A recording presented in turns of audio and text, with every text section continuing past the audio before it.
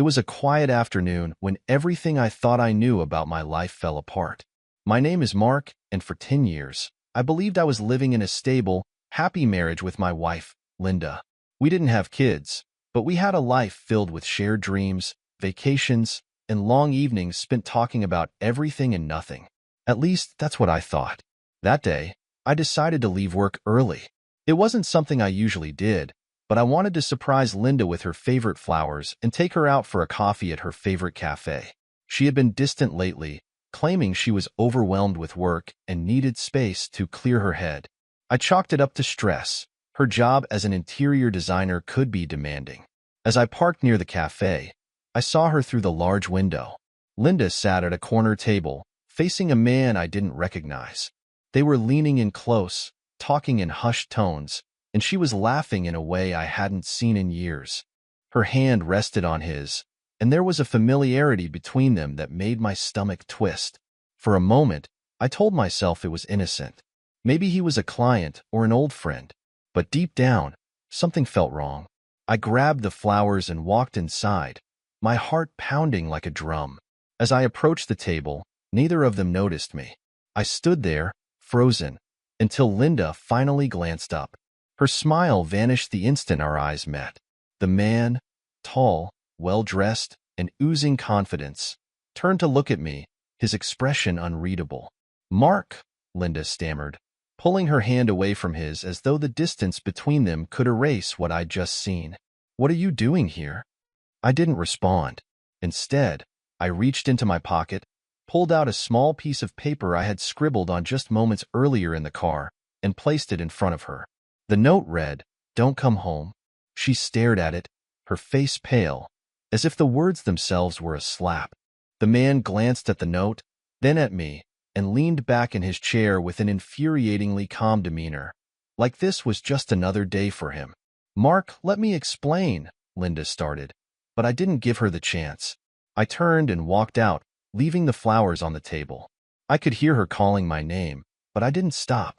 As I reached my car, I sat in the driver's seat, my hands gripping the steering wheel so tightly my knuckles turned white. I wanted to scream, to cry, to punch something, but instead, I just sat there, stunned. The woman I had trusted with my life was sitting in a cafe with another man, holding his hand like it was the most natural thing in the world. But the worst was yet to come. That night, Linda did come home, despite my note. And what she did next left me questioning everything about the life we had built together. Linda walked through the front door that evening as if nothing had happened. She wasn't carrying the note, nor did she look upset or apologetic. Instead, she looked composed, as though she had spent hours rehearsing whatever she was about to say. I was sitting on the couch in the living room, staring blankly at the TV that wasn't even on. My mind was racing, playing back every detail of what I'd seen at the cafe. The way she laughed, the way she touched his hand. It was as if I'd been staring at a stranger who just happened to look like my wife. "Mark," she said, dropping her purse on the chair near the door. "We need to talk." I didn't move. I didn't even look at her. "You think?" she sighed, walking closer and sitting down on the edge of the couch. The audacity of her to act so calm was infuriating. "It's not what you think," she started, her tone overly measured, like she was trying to soothe a child. "Really?" I said, finally turning to face her. "Because what I think is that my wife was on a date with another man this afternoon, holding his hand and laughing like she hasn't laughed with me in years. So, if it's not that, please enlighten me, Linda." She flinched slightly at my tone but didn't falter. "He's just a friend. We were talking about work. That's all it was." I let out a bitter laugh, standing up and pacing the room. "A friend? You don't hold hands with friends, Linda. You don't look at them like they hung the moon. You don't act like you're falling in love with them right in the middle of a cafe where your husband could walk in at any moment." Her calm facade cracked for a split second, and I saw it. The guilt, the fear. But just as quickly, she masked it with indignation. "You're overreacting, Mark. You're blowing this out of proportion. Nothing happened. Don't lie to me." I shouted, my voice echoing through the room. "I saw you, Linda. I saw everything. Don't stand there and insult my intelligence." She crossed her arms, her jaw tightening. Fine. You want the truth? Yes, I've been seeing him. But it's not what you think. It's not serious. It's complicated. Complicated? I repeated, my voice dripping with sarcasm. What's complicated about cheating on your husband? I didn't cheat, she snapped. Not physically, anyway. We've been talking, yes, but it's just emotional. I've been unhappy, Mark, for a long time. And he listens to me. He understands me in a way you don't anymore. Her words hit me like a freight train. So this is my fault? I asked, my voice barely above a whisper. You're saying this happened because I failed you somehow? She didn't answer, but the silence was all the confirmation I needed. I shook my head, my heart breaking into a million pieces.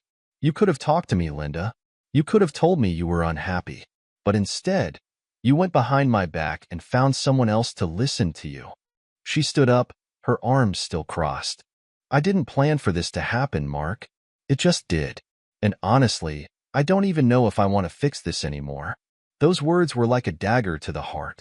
Then why are you here? Why did you come back? She hesitated, then said something that made my blood run cold. Because I wasn't ready to leave yet. I wanted to talk to you first, to see if we could work something out.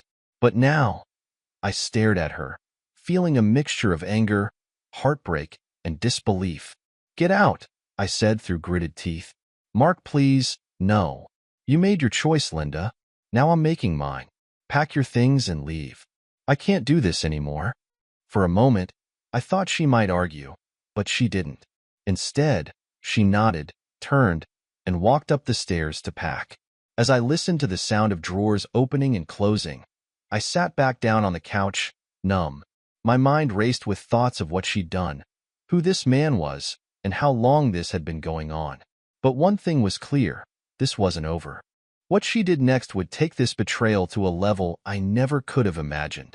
It didn't take long for Linda to pack. She came down the stairs with a single suitcase, her expression unreadable. For a moment, she looked like she wanted to say something, but I wasn't in the mood for more excuses or lies. Where will you go? I asked, trying to keep my voice steady. I wasn't sure why I even cared. Maybe it was the lingering sense of duty after 10 years of marriage. To a friend's place, she replied curtly, avoiding eye contact. Is it him? I asked bluntly. She froze, her grip tightening on the handle of her suitcase. That pause told me everything I needed to know. You know what? Don't answer that, I said, waving my hand dismissively. Just go. Without another word, she walked out the door, leaving me alone in the house that suddenly felt too big, too empty. I sat there for what felt like hours, staring at the spot where she had stood, replaying every moment of the last few months in my head. The late nights, the sudden work trips, the constant excuses. It all made sense now. But just when I thought the worst was over, my phone buzzed. It was a text from an unknown number. You did the right thing, Mark. She's not worth it. Thought you should know what she's been up to. Check your email. I stared at the message, my heart pounding. Who was this? And how did they know what was happening? Curiosity got the better of me. I opened my laptop and logged into my email. Sure enough, there was an email waiting for me with the subject line, "The truth about Linda." I hesitated, my finger hovering over the mouse. Did I really want to know? Of course I did. I clicked on the email, and what I saw made my blood run cold. There were pictures, dozens of them, of Linda and the man from the cafe. They weren't just having coffee. They were at a hotel, walking hand in hand, laughing, kissing. The timestamps on the photos went back months. And then there was the video, a shaky, low-quality clip of them in a hotel room. Linda's voice was unmistakable as she laughed and said, "Mark will never find out. He's too trusting." I slammed the laptop shut, my chest tightening with a mix of rage and heartbreak. This wasn't just an emotional affair. She had lied to my face, betrayed me, and now, someone else was rubbing it in. The worst part? I had no idea who sent the email, but I was going to find out. And when I did, I'd get to the bottom of just how deep this betrayal went. I barely slept that night. My mind was spinning with questions, none of which I had answers to. Who had sent the email? Why had they sent it? And how did they know so much about Linda's betrayal? By morning, my exhaustion had turned into determination. I decided to respond to the unknown number that had texted me. My message was short and to the point. Who are you? Why are you doing this? It didn't take long to get a reply. My phone buzzed just a few minutes later. A friend. Let's just say I know Linda better than you think. She's not who you believe she is. If you want the full story, meet me at the park near your house at 2 p.m. I'll be wearing a black hoodie. I stared at the message, debating whether or not I should go. This felt like something out of a bad movie, but at the same time, curiosity gnawed at me. If there was more to Linda's betrayal, I needed to know. By 1:45 p.m., I was sitting in my car, parked near the entrance to the park. My heart was racing, and my palms were sweaty. What was I even doing? Meeting a stranger who claimed to know my wife's secrets? It sounded ridiculous, but I couldn't shake the feeling that this person had answers I needed. At exactly 2 p.m., I saw someone in a black hoodie walking toward a bench under a large oak tree. Taking a deep breath, I got out of the car and approached them. The person, who I now saw was a man, probably in his mid-30s, looked up as I approached. His face was partially hidden by the hood, but I could see enough to know I didn't recognize him.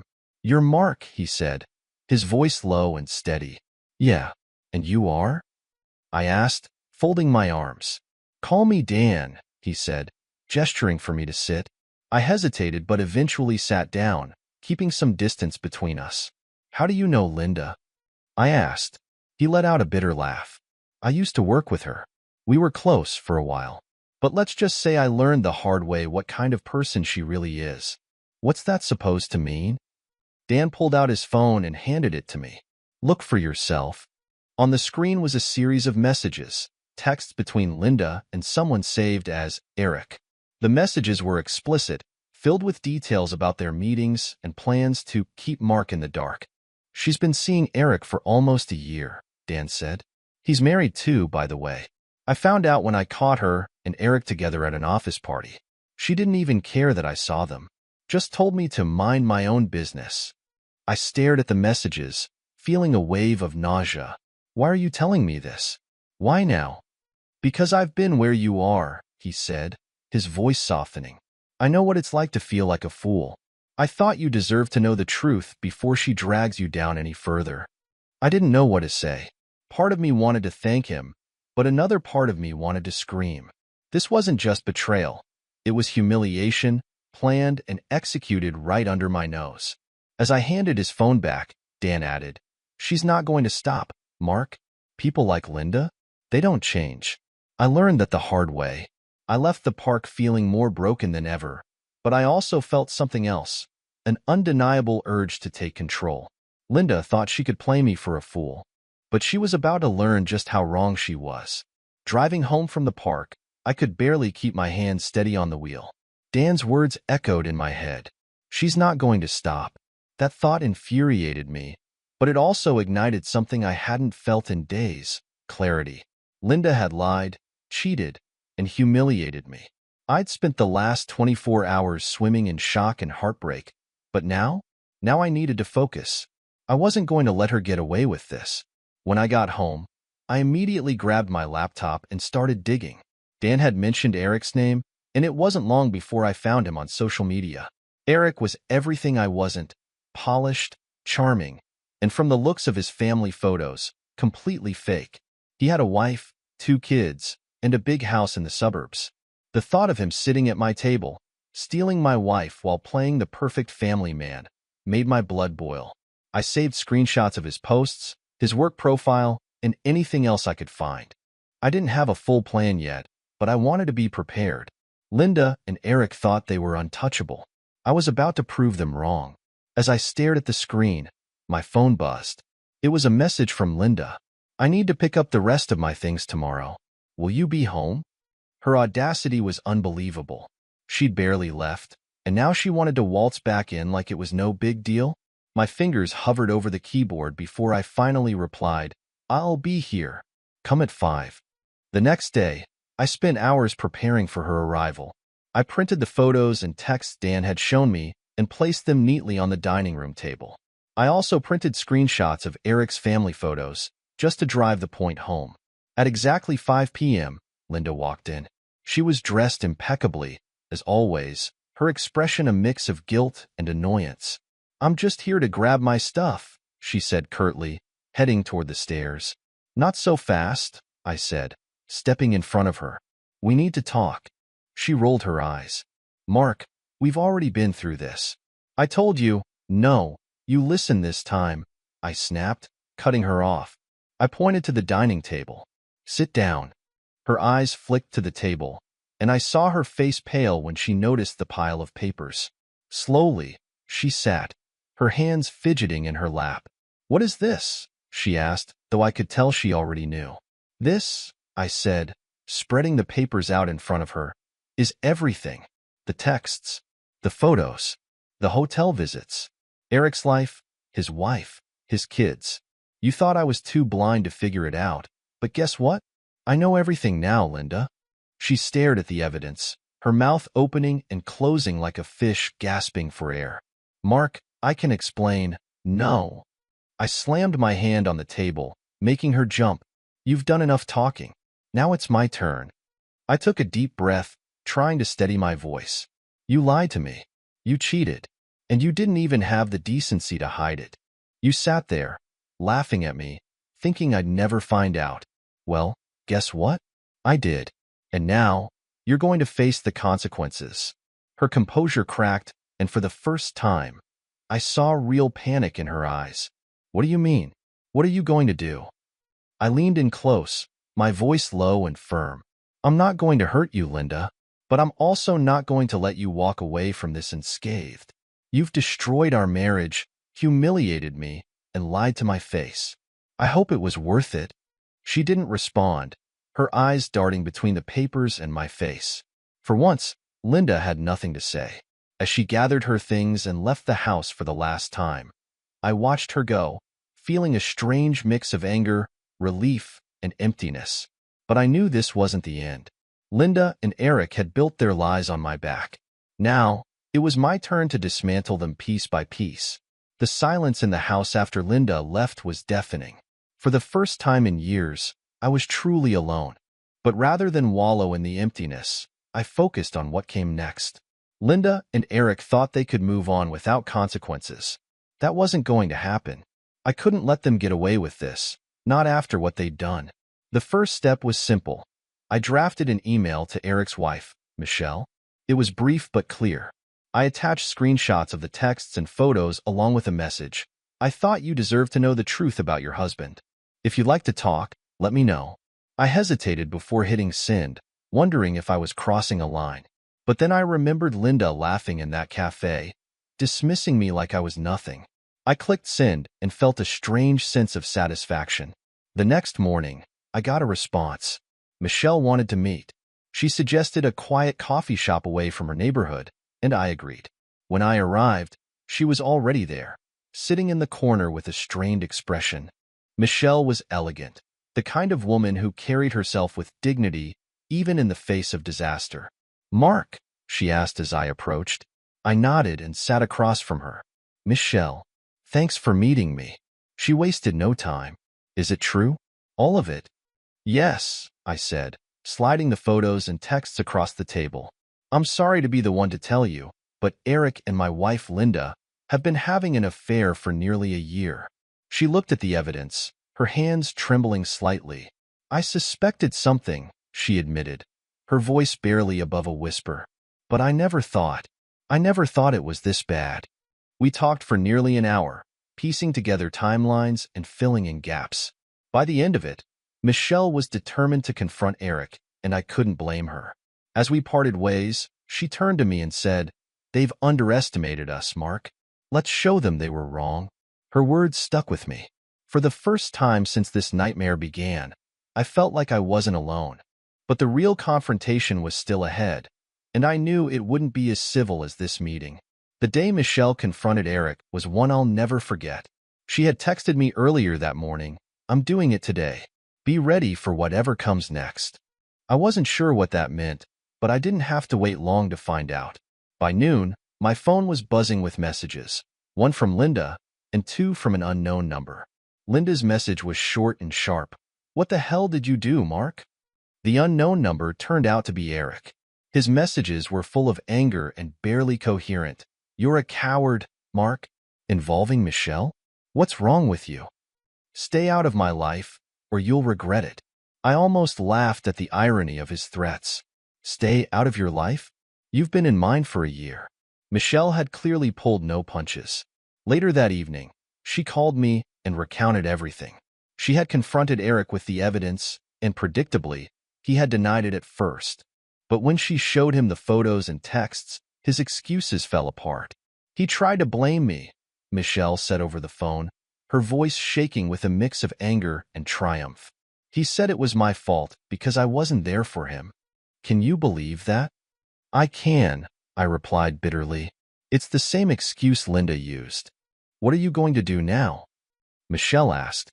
"I'm not sure yet," I admitted, "but I'm not letting this slide." That night, Linda showed up at my house unannounced. She looked disheveled, a far cry from her usual polished self. "You've ruined everything," she said as she stepped inside. "Ruined what, Linda?" I asked, crossing my arms. "Your perfect little affair? Your chance to keep living a double life while I stayed in the dark?" Her eyes flared with anger. "You had no right to drag Eric's family into this. This was between us." "Between us?" I shot back. "You made it everyone's business the moment you started sneaking around with him. Don't stand here and play the victim, Linda."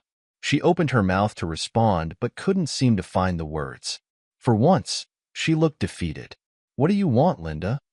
I finally asked, my voice quieter but no less firm.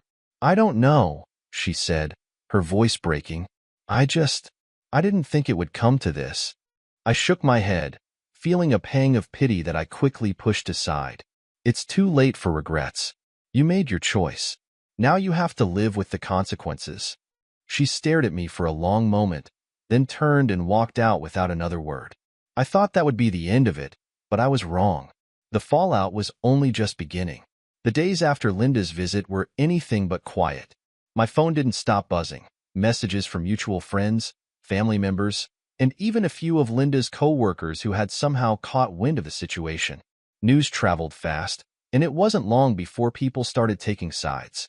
Linda, unsurprisingly, played the victim. She told anyone who would listen that I had overreacted, that I was spiteful and trying to ruin her life. Eric, on the other hand, went silent. I suspected Michelle had him cornered at home, but I didn't care enough to confirm. What I hadn't anticipated, though, was how deeply this would ripple through my life. Friends I thought were mine began questioning me, why I had exposed Linda so publicly, why I had dragged Eric's family into it. I couldn't believe it. One of our mutual friends, Claire, called me one evening. "Mark, I just heard about everything. Are you okay?" I hesitated. Claire and Linda had been friends for years, and I wasn't sure if I could trust her, but I decided to be honest. "Honestly? No, Claire. I'm not okay. Linda cheated on me, lied to me, and humiliated me. And now I'm the bad guy for exposing it?" Claire sighed. "Look, I'm not saying what she did was right, but maybe you could have handled it differently. People are talking, Mark. You've made things messy." Her words stung, but I forced myself to stay calm. "Messy? Claire, she betrayed me. What did you expect me to do? Just sit quietly and let her walk all over me?" Claire was silent for a moment before saying, I don't know. It's complicated." "It's not complicated," I replied, my voice cold. "She made her choice. Now she gets to live with the fallout." The call ended shortly after, leaving me angrier than ever. It seemed like everyone wanted to avoid the hard truth, that Linda and Eric were the villains in this story, not me. But amidst all the chaos, there was one moment of clarity. Michelle called me again, her tone more determined than before. "Mark," she said, "I think it's time we take this further." "What do you mean?" I asked, unsure of where she was going. "I've spoken to a lawyer," she said, "and if you're willing, I think we should both file formal complaints against them. Eric's job has a strict policy about workplace affairs. If we go through with this, he could lose his position, and Linda might face consequences too." I paused, letting her words sink in. It felt drastic, but at the same time, They had crossed every boundary imaginable. "Let's do it," I said finally. "It's time they faced the full weight of what they've done." As I hung up the phone, I realized that the road ahead wouldn't be easy. But for the first time in weeks, I felt like I was finally taking control of my life again. The fallout wasn't over yet. If anything, it was just beginning. A week after agreeing to Michelle's plan, the wheels were in motion. We both filed formal complaints against Eric and Linda. Michelle had collected enough evidence from Eric's phone and work emails to back up our claims, while I provided additional documentation. It wasn't just about revenge anymore. It was about accountability. The fallout was immediate. Eric's company launched an internal investigation, and within days, he was placed on leave. Linda, whose work often overlapped with Eric's, was also questioned. Their so-called discreet affair had been anything but. Word spread quickly among their colleagues, and their reputations began to crumble. Linda called me several times during the investigation, but I didn't pick up. She left voicemails filled with a mix of anger, regret, and desperate pleas. "Mark, you've made your point. Stop this now. Please. We can fix this." But there was nothing left to fix. Michelle and I kept in touch throughout the process. She was a fierce ally, and I admired her strength. For the first time in weeks, I felt like I wasn't fighting this battle alone. By the end of the month, the results were clear. Eric was fired for violating company policy, and Linda's contract with her firm wasn't renewed. Both of them had burned bridges they couldn't rebuild. Part 10. Moving on with the dust finally settling, I started to focus on rebuilding my life. The house, once filled with painful memories, began to feel like mine again. I redecorated, removing any trace of Linda's presence. It was cathartic, like shedding an old skin. One evening, as I was unpacking a box of old photos, I came across one from our wedding day. Linda looked radiant, and I remembered how happy I'd been in that moment. It was a bittersweet reminder of what I thought we had. I didn't hate her anymore, not entirely. The anger had faded, replaced by a quiet acceptance. She made her choices, and I made mine. As for Michelle, she became an unexpected friend. We met for coffee occasionally, sharing updates and reflecting on everything that had happened. She was moving forward, too, focusing on her kids and her own sense of closure. One day, she said something that stuck with me. "You can't let this define you, Mark. It's part of your story, but it's not the whole book." She was right. Life wasn't perfect, but it was mine again. And for the first time in a long time, I felt free.